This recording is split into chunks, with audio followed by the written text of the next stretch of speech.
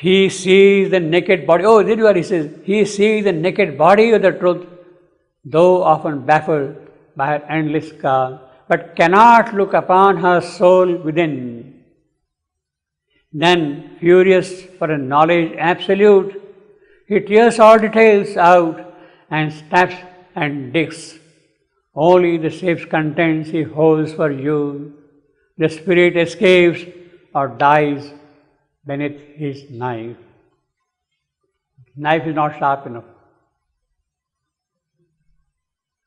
In the Synthesis of Yoga, Sri Aurobindo speaks of all human knowledge of science is for human use.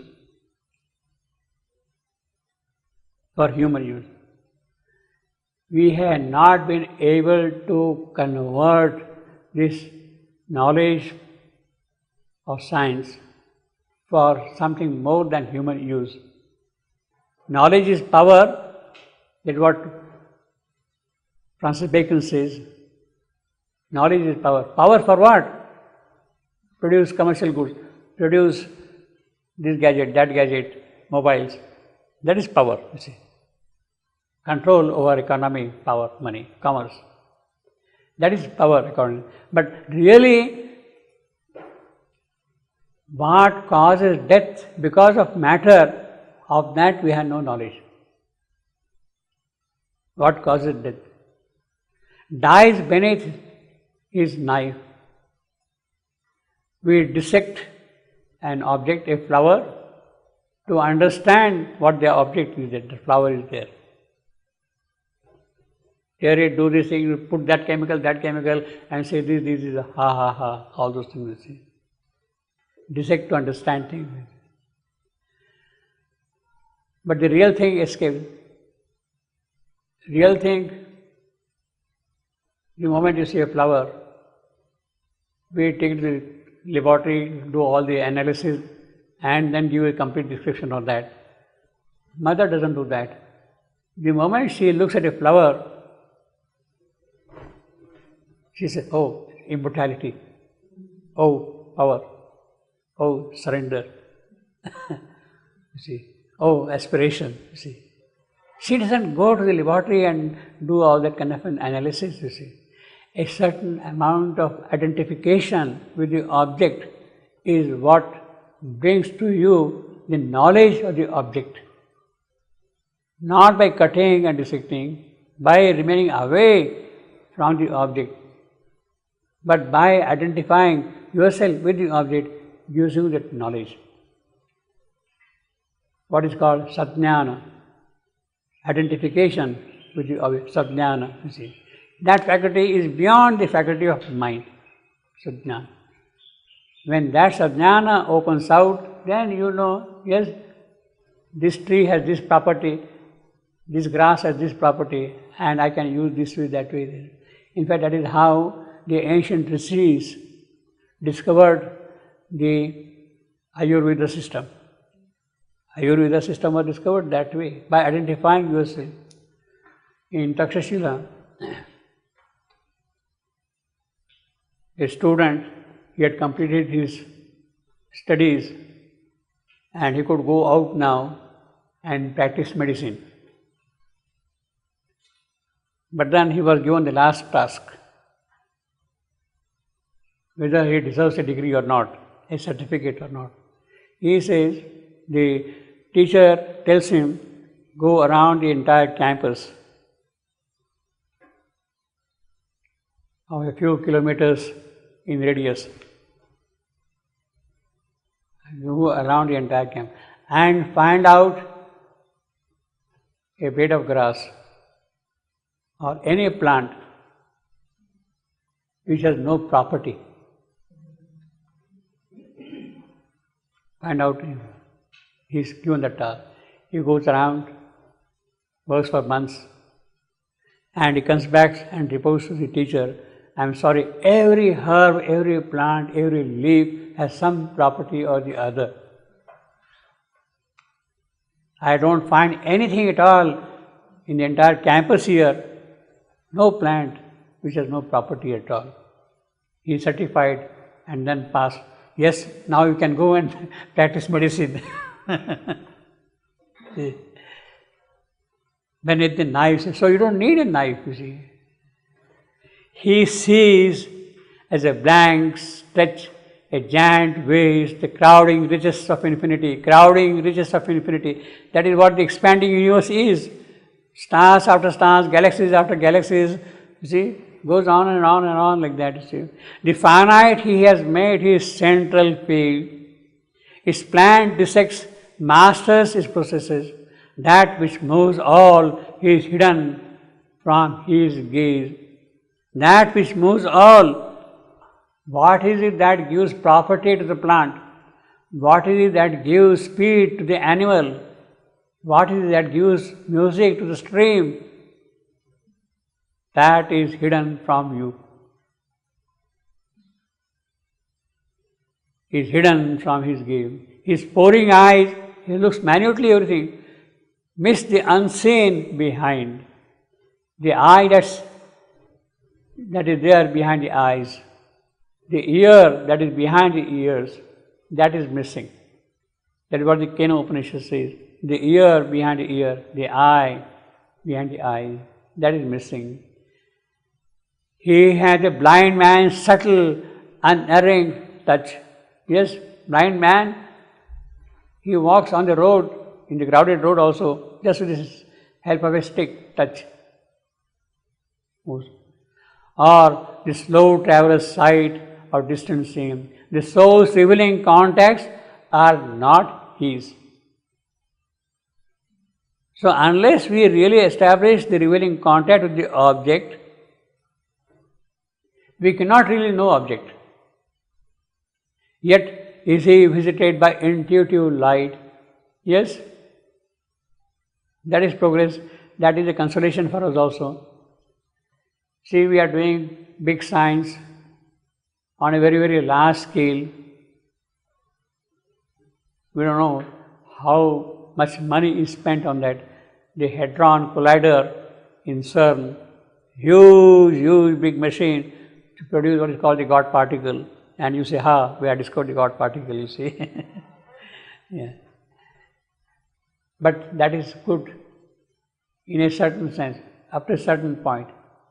We know, on this description we will say that this is all ridiculous, waste of time, waste of money, waste of effort. Still, it has a value. It has value in the sense that all your faculties had to develop to their fullest extent. You had the sense of mind, take it to the extreme possibilities of the mental development. Don't suppress them, don't stop them, don't curtail them, don't cut them off at all. You have got the physical mind, you have got the...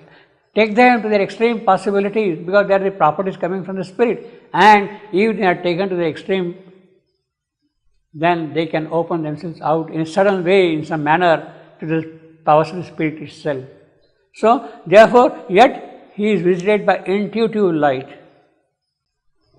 That is important, intuitive light. Why? Because, see, it's like we keep on struggling day after day, night after night, for months and months and months, produce a small little paper, publish in a journal, get perhaps accolades. If you are clever enough, perhaps you will get a Nobel Prize also. So it keeps on happening like that, you see. It is necessary in a certain sense, up to a certain point. It is like producing out of that huge, big 17-kilometer machine in CERN, a God particle which cannot be seen really, but its effects are seen. It is like constantly using your hammer and the anvil. Keep on striking the anvil, the hammer. Strike, strike, strike, strike. Suddenly some spark will come, some flash will come, some light will come. So you are doing that kind of a work will produce some spark, some intuitive light will flash out. The hammer and the anvil, they do produce a spark of light. So that mental effort is up to a certain extent necessary. So it should not be dismissed that I keep on just hammering on the anvil. tuck, tuck, tuck, but the spark comes. That's the beauty of it, you see. Unless that is done, how will the spark come? Yet intuitive light and inspiration comes from the unknown, but only reason and sense he feels assured. That is our pity, because we are locked by that. They only are his trusted witnesses. Now he is giving here two examples: intuition and inspiration. In fact, beyond this faculty of reason, of mind and sense, we have got four faculties of cognition: Dakshina, Ila, Saraswati, Mahi. They are the goddesses. Dakshina, Ila, Saraswati, Mahi. They are the Vedic goddesses. Dakshina is discernment. You see something and you will know, discern, yes, this is good, this is bad. Something comes in you, flashes, and you immediately discern whether it is proper for you to accept or not. What happens, we don't know, but it does come, discernment. Then you have got Ila, the Ila, the Sanskrit word L. Yeah. Ila, Saraswati, Mahi. These are the four goddesses.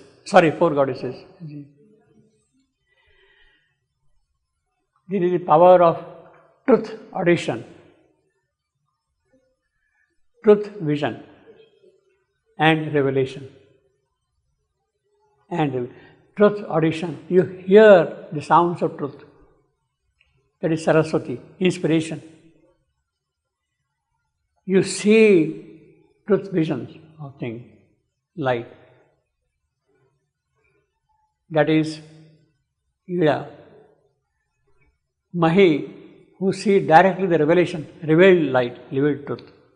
So these are the goddesses which open out when you go beyond reason and sense. In fact, these were the four goddesses. Shivendu saw in the very early stage, in 1910, before his yogic journey began, so to say. He was in jail, he used to come and visit him, these goddesses, and tell him this. That is how, through them, he really, so to say, understood what the Veda is, the Rigveda. The secret of the Veda was revealed to him by them. In the very beginning of his yogic life, 1910, about that time.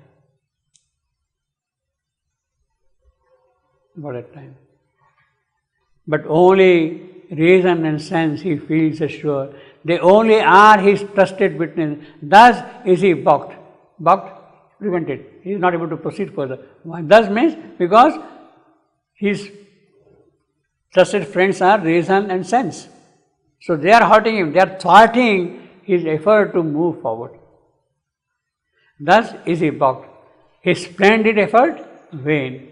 He keeps on trying all that thing, but he got stuck with reason and sense. His knowledge scans bright pebbles on the shore. His knowledge scans bright pebbles on the shore of the huge ocean of his ignorance. Now this is a direct reference to Newton. To Newton. Bright pebbles on the shore. Newton, with all those great achievements, he says, after all, what I have been doing? I have been collecting pebbles on the shore. Glistening bright pebbles on the shore. Pebbles of knowledge. Yes, I have given this philosophy, I have given this physics, all those great things. In fact, it revolutionized the entire scientific approach.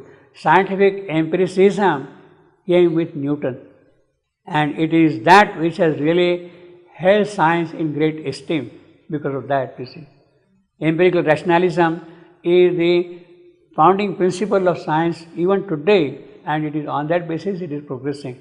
Empirical rationalism, based on experiments and observation. Thought, reason, based on experiment and observation.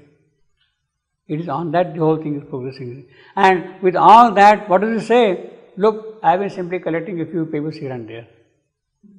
I don't know, I think I got a quotation of it, but maybe we can see. Oh yeah, it's there. He says, I was like a boy playing on the seashore and diverting myself now and then, finding a smoother pebble or a prettier shell on the sea, prettier shell than ordinary. I was busy finding a beautiful shell or a pebble, smoother pebble. While the great ocean of truth on the seashore, while the great ocean of truth lay all undiscovered before me. I have been collecting a few pebbles on the beach, some shells and all that. But what about the big ocean there? Sorry, I had no knowledge of that.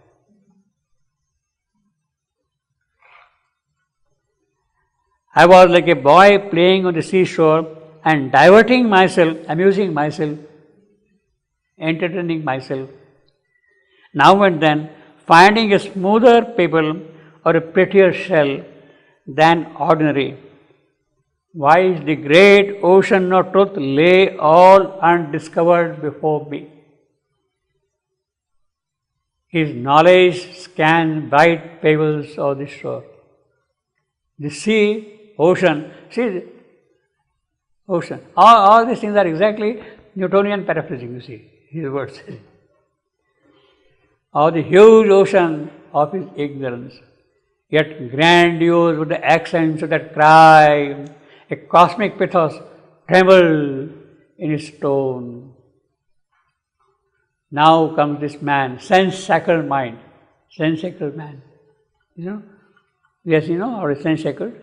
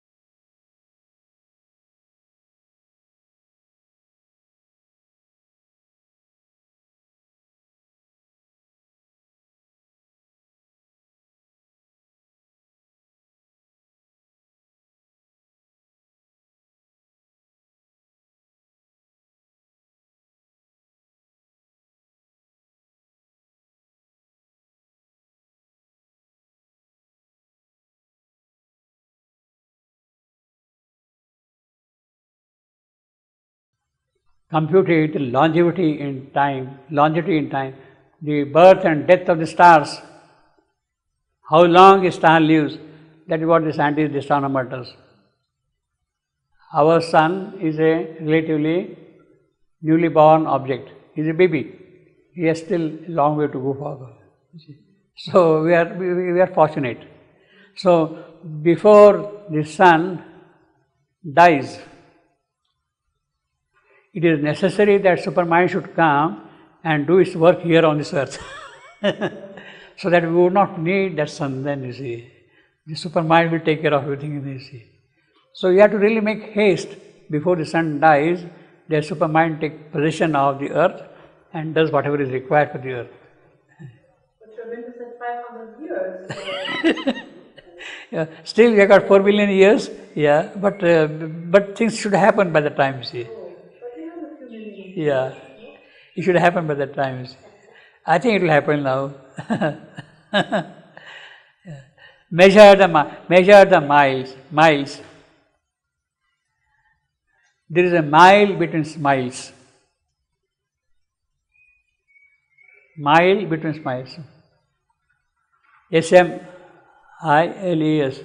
So between two S's there is a mile.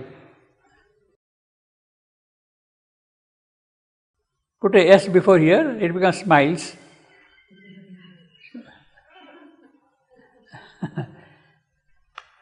Separate the sun. Now of course, Sri Aurobindo is writing in terms of miles. The astronomer measures the distances by light years. Measured the light years that separate the suns. The distance between Earth and the sun is 8 light minutes. 8 light minutes. It takes 8 minutes for the light of the sun to reach us.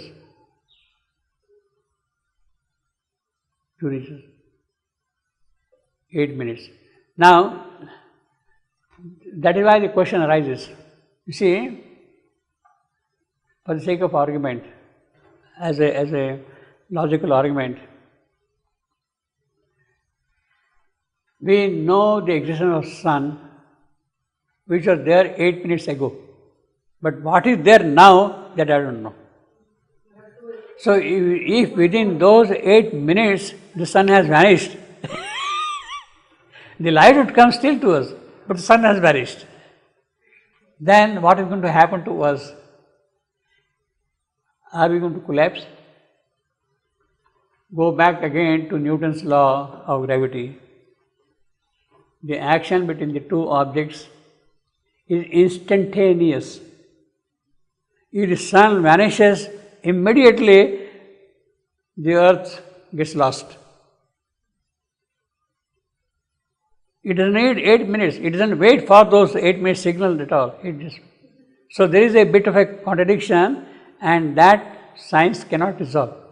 How does the action at a distance take place? It means that does it take time? According to Newton, no, it is instantaneous. But by what agency the action is communicated between the two objects? Sorry, I can't tell. No hypothesis. I make no hypothesis for that. Measure the mind, separate the sun, computed the longevity in time. I had delved into earth's bowels and torn out the riches guarded by her dull brown soil. So here we have got an astronomer, we have got now a geologist.